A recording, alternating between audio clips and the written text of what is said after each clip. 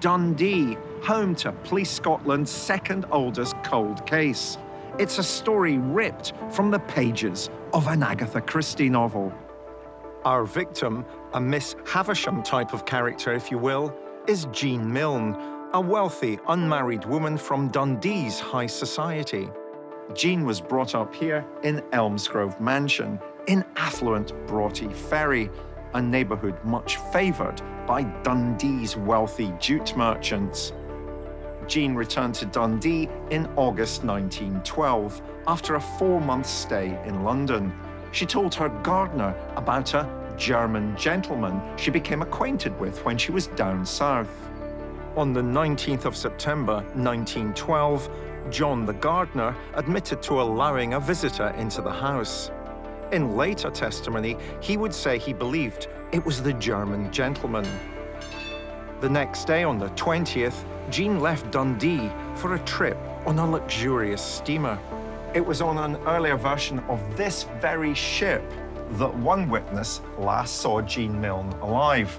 She was in the company of a mysterious gentleman. But the question remains, was it that mysterious gentleman that was soon to take the life of the wealthy heiress? It wouldn't be the only time she was spotted with this shadowy companion. About a month later, on the 13th of October, there were confirmed reports of Jean attending church back in Dundee. The following day, she was seen at a home mission at the nearby McChaney Church. That, sadly, was the last time anyone saw Jean Milne alive.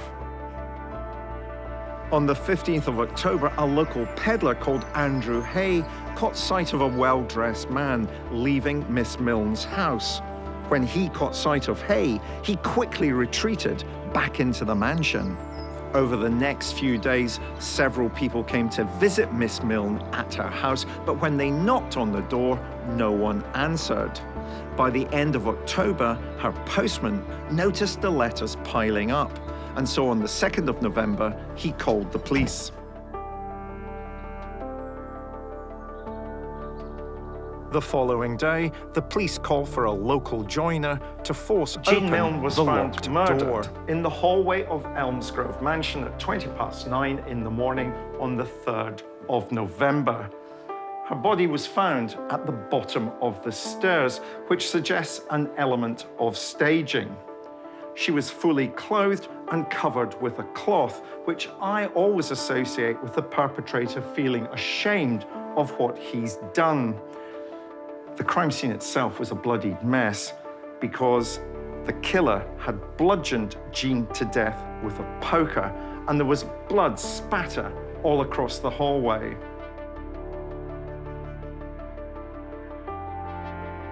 Questions as to why such a brutal attack occurred One motive were was at the quickly forefront ruled out. of the investigation. Burglary. Miss Milne's jewellery and £17, worth roughly £2,000 in today's money, were left untouched. Nor were there any signs of forced entry. In fact, the windows looked like they hadn't been opened in decades. The police were facing a locked room mystery. The case became a national talking point, an obsession, with everyone wanting to know how someone could kill such a high-profile victim without there even being a witness. The story generated headlines for months, and I've managed to track down some of that original reporting. Listen to this. Mystery deepens in foul crime. Theories of Broughty murder. Did Miss Milne seize poker on being disturbed? And Broughty Chief Constable off on secret mission. I wonder what that was all about.